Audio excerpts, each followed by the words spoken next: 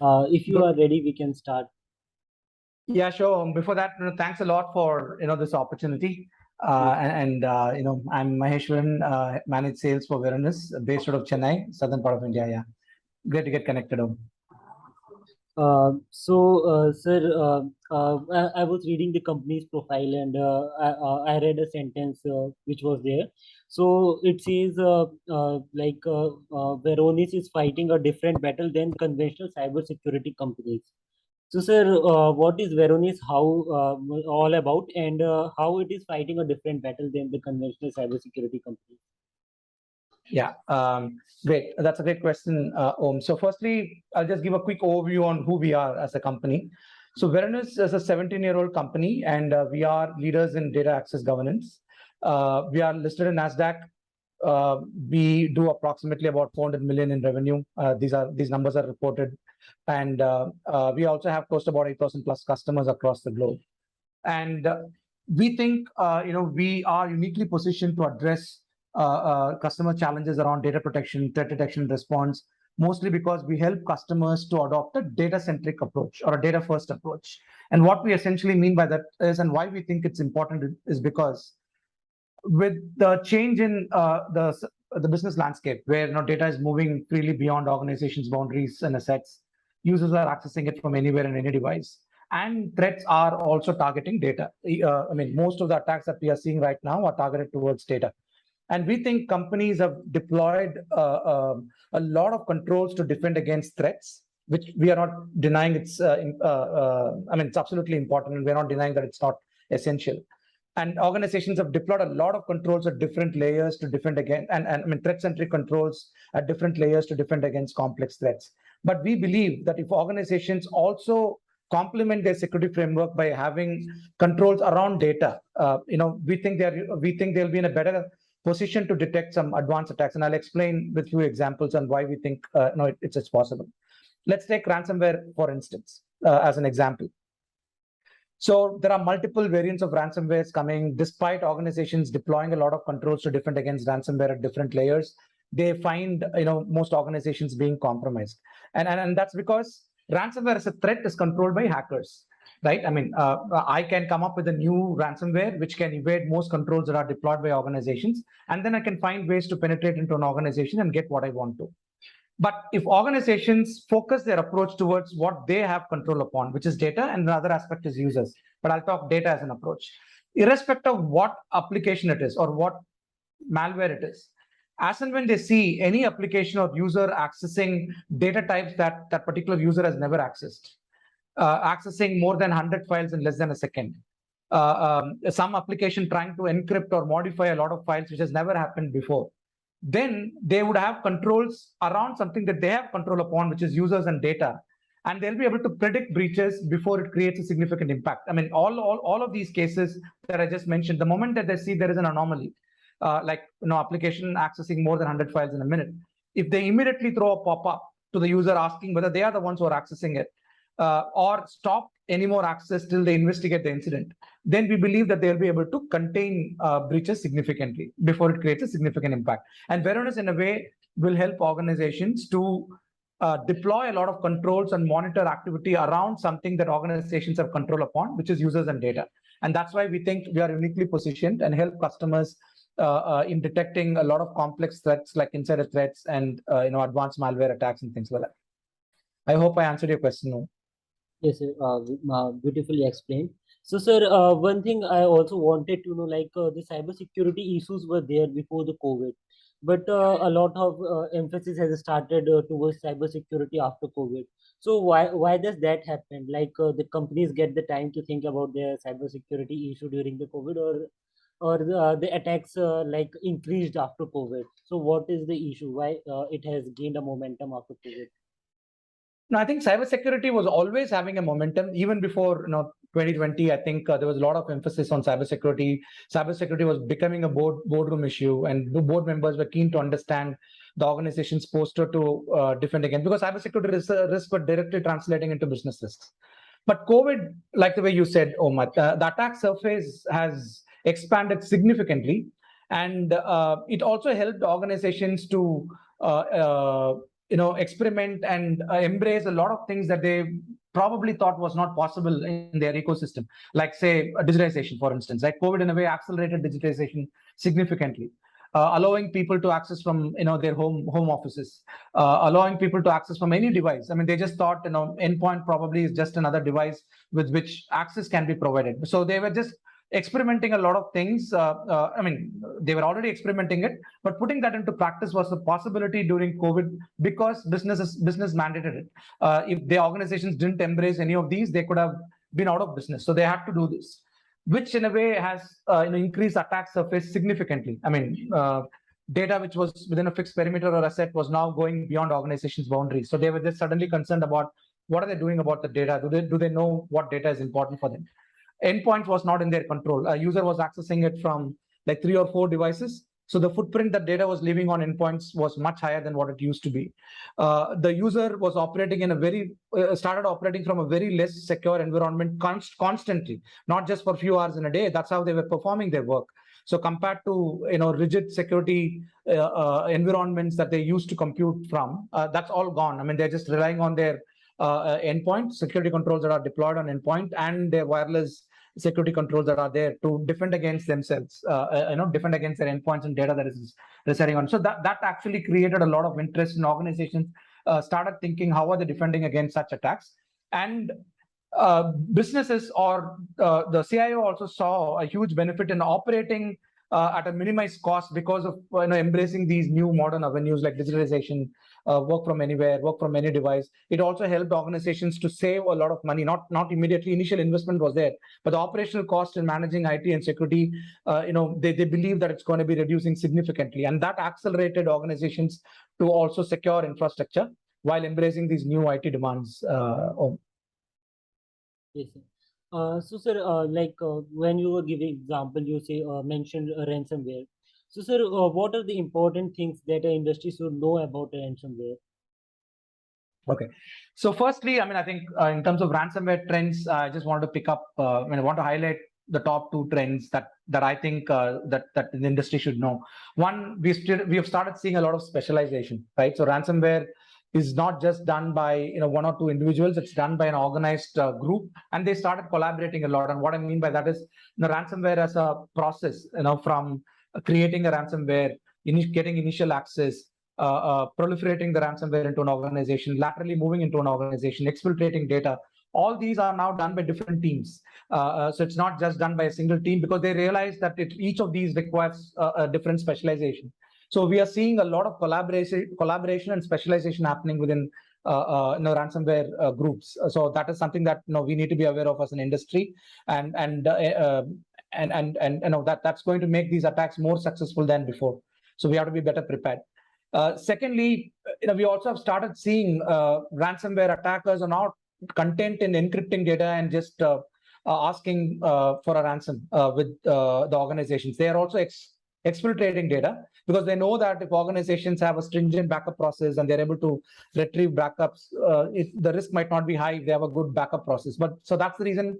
Other than encrypting data, they are also now trying to exfiltrate data and threatening that if they don't pay the ransom, that the data is going to be exfiltrated. So these 2 things are very, very important. So ransomware was earlier more of data tampering, more than data exfiltration.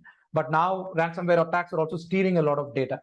So organizations now have to find ways to enhance their data exfiltration controls in their architecture. So these are the trends that I would say. But more importantly, like I said earlier, yes, organizations have to deploy a lot of controls to defend against ransomware as a threat. But like I said, ransomware finally as a threat is in the control of a hacker. And they can decide something that's very new. They can come up with a very targeted ransomware attack, and they can still compromise an organization. So organizations need to focus on, when it comes to defending against ransomware, see how much controls are also there around users and data, which is in their control. So we think one of the most important things that organizations need to be aware of is overexposure of information. We call it as blast radius. And what we mean by that is, if a user credential gets compromised or if a user becomes rogue, what is the amount of files or information that particular user has got access to? And does that user really need access to that information or not? So we think, based on our assessments and doing deployments at multiple customers across the globe, we think for a 10,000 plus user organization, an average employee gets access to at least 17 million files. But for that person to do his day-to-day job, it only requires 2 to 3% of his files is what is needed for that person to do do his or her day-to-day job. So it's important for organizations to understand this blast radius, check whether information is overexposed, and this risk is even getting higher because with collaborative tools like Teams, for instance, right? So the default exposure level when somebody creates a team, like say for instance, we want to collaborate in an organization, or an IT members want to collaborate in an organization, and they're creating a Teams channel. Once they create a Teams channel, when a IT user is creating a team channel, or a finance user is creating a team channel, a group gets created in Azure AD, a SharePoint site gets created in SharePoint Online, a hidden mailbox gets created in Exchange and Exchange Online, OneDrive folder gets created for all one-on-one chats. So all these was done earlier by IT users, but now it's done by a user who's creating a team. And the default exposure for a team is org-wide exposure. So what I mean is when I create a team and put any file there, the default option that's available is it can be seen by anybody in the organization, which means if any user becomes rogue or if that user credentials gets compromised, all this information that are there in that SharePoint site because of the team channels can be accessed and can be exfiltrated or tampered. So that's something that organizations need to be aware of and limit overexposure of information and have a least access privilege model around information. That's one very important aspect that we think is needed to contain risks because of ransomware or any data breaches. The second thing is monitoring usage of data. I think it's very, very important because like I said earlier, if a user becomes rogue or if an attacker steals user credentials, ransomware in a way is stealing user credentials and then trying to corrupt data, right? So the behavior of a malicious user or a hacker who's got user credentials is not going to be the same as the normal user. So like say, for instance, Ohm's typical data access behavior would be much different when a hacker gets Ohm's credentials. So it's important to understand how users are using data, how are they accessing data, what are their typical access patterns, and have a baseline. And whenever there is a deviation, like now suddenly we see a user accessing from a new geography, new device, touching data that the user has never touched before, deleting a lot of data, modifying a lot of data, downloading a lot of data, sharing a lot of data. And if it's not a normal behavior, it's important for organizations to get this visibility and contain it as and when they get this get an alert. So I think by having controls like this and leveraging automation, organizations will be much better prepared to contain breaches, irrespective of whether it's ransomware or insider threat. Anything around data, I think they'll be in much better position to contain it. Yes. I'm sorry, it was a long answer, but I hope I explained it well. Yeah, you explained it very well. So, sir, you said like there are two ways to limit exposure, and other is monitoring the usage of data. So, sir, these are the preventive steps. As another preventive step, we can air gap our data backup from the operational data. So, sir, is data backup is also vulnerable to attack, or is it a safe thing for the companies?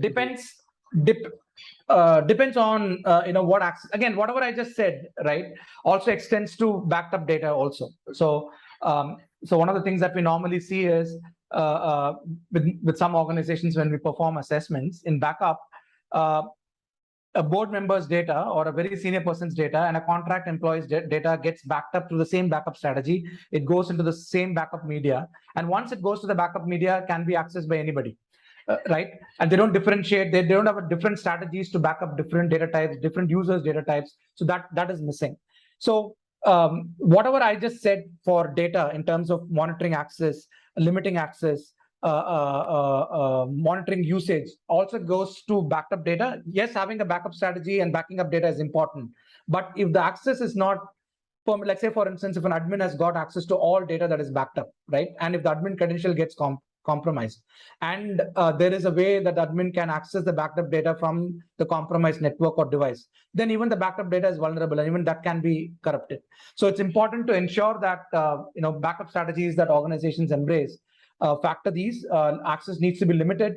It needs to be accessed from probably separate devices that typically admins don't use to access. So those controls have to be in place to defend against backed up data. But one important thing is, like I said earlier, ransomware attacks are now just not corrupting data; they're also exfiltrating data. So even though organizations have a robust backup strategy and they're protecting backup data, and they think that they can restore the backup data and resume operations, which in a way is good, but data can still be lost, and ransomware hackers or attackers can still threaten the organization to leak the data and cause harm for the organization. So it's important to also ensure that their data exfiltration controls are in place. They monitor how data is going out, what is the behavior of the user in touching data, and is he trying to exfiltrate data and things like that, and contain it before it creates a significant impact. So, sir, now the 2 points came from your answer. One is to differentiate between different types of data, it's like admin's data and normal employees' data. Another is to store your backups properly so that data, like corrupted data, don't infiltrate into that. So, sir, other thing I wanted to know what are the common and unusual ways through which the data is getting breached? Okay, so when you say, so finally, it all starts with the users doing something that they should not be doing, or users not doing something that they should be doing, right? So that finally it boils down. Most of the attacks are accidental. Data breaches happen because of an accidental, unintentional behavior of a user. So I'll divide data breaches into three aspects, right? One is unintentional, ignorant behaviors of users that causes data loss. The second is unintentional, malicious behaviors. And what I mean by that is the user is not having any malicious intent, but his machine could have been compromised or his credentials could have been compromised. And that is with malicious intent, and that is stealing data. That's the second behavior. And the third aspect is intentional malicious user. So user, before he might have resigned, or the person might have got a lower appraisal, he might be disgruntled, or he's got a motivation to make money by sharing data, whatever. So that's the third behavior. So still if you have 60 to 70% of breaches that typically happen in an organization are because of unintentional ignorant behavior. So it's very, very important to educate users about organizations' policies, check what sort of awareness campaigns are in place to educate employees. Most awareness campaigns are passive. And what I mean by that is, probably they have to attend training programs, there are wallpapers, there'll be quizzes happening maybe once a quarter, but they're all passive awareness campaign. It does not, and especially after COVID, there's a very thin line between professional and personal life. And, users exhibit different behaviors within a few hours in a day. So they might be in a very bad mood, and they probably do mistakes, without they even realizing it. So we think awareness campaigns have to be more active, and they have to identify high-risk users or repeated offenders and ensure that they have a different sort of awareness campaign to ensure that as and when they're about to do something wrong, they're made aware, and they also are made aware to understand what is the risk they could have brought for the organization or for themselves by doing that. So that's something that organizations need to check, increasing awareness levels of users constantly, because hackers are going after users. The second thing is unintentional malicious behavior. That's where organizations need to look at deploying a lot of controls to defend against malware coming in, educate users about phishing attacks, prevent phishing attacks so that credentials are not going to users, check whether the data is there in dark web. There are a lot of dark web monitoring tools, see whether their data has been compromised, whether there could be any attacks happening and things like that. So those are some proactive and preventive controls that organizations can do. But it's also very important, like I said earlier, to have controls around data and users. So whenever any abnormal activity happens, because even though a hacker has users' credentials, he or she cannot mimic the exact user behavior in getting access to networks, getting access to data. So it's important to understand that, monitor usage patterns, and block it. So it's very, very important. And we have started seeing there is a surge in unintentional malicious attacks. A lot of credential compromises are happening, identities are being stolen, a lot of attacks happening on malwares are coming in, malware infiltrations are happening. So we saw an increase in that type of data breaches happening. And the last one is intentional, which will be less than 5% for most organizations always. Intentional malicious user. So it's very important for organizations to create, again, monitor user behavior around data and network access, identify high-risk users. Like when I say high-risk users, it could be the senior leadership, their secretaries, administrators, privileged users, I would say. Because normally these privileged users will have a lot of access given, and at the same time, mostly their assets will be least controlled. They'll not be monitored a lot. So it's important for organizations to also have put them under watch list and have constant monitoring and monitor for their behaviors. And whenever there is an anomaly, detect and contain it. So it's important for organizations to understand how much controls are going. I mean, investment that they're doing is going under. They're doing a lot of investments on preventive controls, detective controls, but not so much on awareness, which is I think is important, and predictive controls. So once there is an incident, how do they respond and come out of it? How do they detect a breach even before it happens? So it's also important for organizations to invest significantly around that and ensure they are in a much better position to defend against complex attacks. And this is also needed now because Certain has come out with this mandate to report breaches in 6 hours, right? So organizations have to enhance their SOC frameworks, check how weak, what are the gaps that exist in their detection and response control. So we believe that if organizations plan their investment around awareness, preventive, detective, and predictive, then I think and understand the gaps that exist and risks that it can bring and contain them, they'll be in a much better position. Yes, sir. So, sir, one last question before we end this meeting. So, sir, what are Varnovis' future target and how it look at cybersecurity market? Sorry. How Varonis? Sorry. Yeah. So, what are its future target? Like, what you are targeting in future, and how you look at the cybersecurity market? Like, the threats will decrease or it will increase in the near future or in the coming years.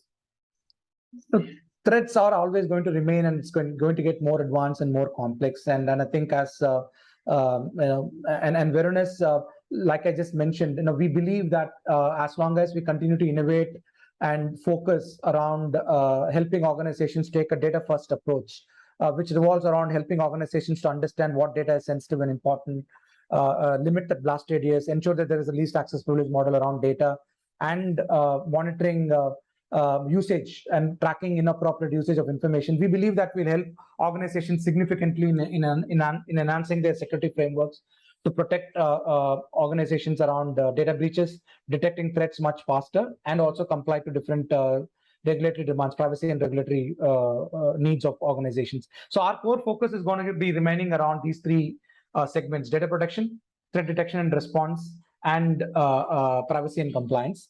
Obviously, for us to stay ahead of the game like the way we did, it's important for us to innovate. We have a lot of plans to stay ahead in the game and come up with innovative measures and controls to help organizations to automate a lot in detecting a lot of threats, understanding data, what data is important, and containing those data and ensuring that there is a least access privilege around it. So we're going to help organizations automate a lot of this because we understand cybersecurity skill is a big issue. There's a big gap. So it's very important for organizations, if they have to leverage our technology to the maximum, automation has to be in place. So that is going to be a focus, a constant innovation in expanding our coverage. So right now we do structured and unstructured data both on-prem and on cloud. So we'll be expanding the data stores that we support, data types that we support. So that's going to happen. Secondly, we are also building a lot of ML models and automation models to help organizations detect threats much faster. So like I said, the predictive framework, right? So we are moving in the direction to help organizations to predict and respond to attacks faster. So there will be a lot of innovation happening around there, a lot of investment and in developing pre-built ML models to help organizations detect that is happening. And the last part, which we always think is important for us to succeed, is customer experience and channel experience. So as an organization, we already have a lot of controls in place to measure customer satisfaction. In fact, we are one of the very few organizations which provides 24/7 incident response to all our customers at no additional cost. So we'll be again focusing a lot and investing a lot on measuring, monitoring, and improving customer satisfaction, and creating the right ecosystem from a channel perspective for us to expand our business, because we truly believe our channel partners are our extended arms, and we'll be investing a lot with our channel partners, and so that we provide the right experience for partners. We enable them optimally, so they could be our resources on field and help us to achieve the objectives that we have in mind. So that's at a high level in terms of where Varonis, I think, is going to focus. Like I said, constant innovation, in expanding coverage, data types, leverage, innovation with the automation to help customers detect threats faster, understand important data, where is it residing, and things like that, and its usage. And lastly, improving customer and channel experience. Thank you, sir. So it was very nice talking to you. You explained a lot of things about data and data security and what Varonis is doing and how it will do things in future. So thank you for talking to TimesTech. Thank you. Thanks, Om. Thank you so much for your time again. Thanks. Thank you so much, Mahesh. Thank you so much, Om, for your time. Om, I'll be sharing the recording with you in just next couple of minutes. Thank you. Thank you so much. Thank you. Thanks. So then, Om, if there are any other questions or if there's anything that you want, please feel free to drop an email. We'll respond to it, Om. Yes. Absolutely. Yeah. Thanks, Om. Have a great day. Thank you. Bye. Thanks, Bye. Sudha. Bye. Thank you. Bye-bye. Bye, Sudha.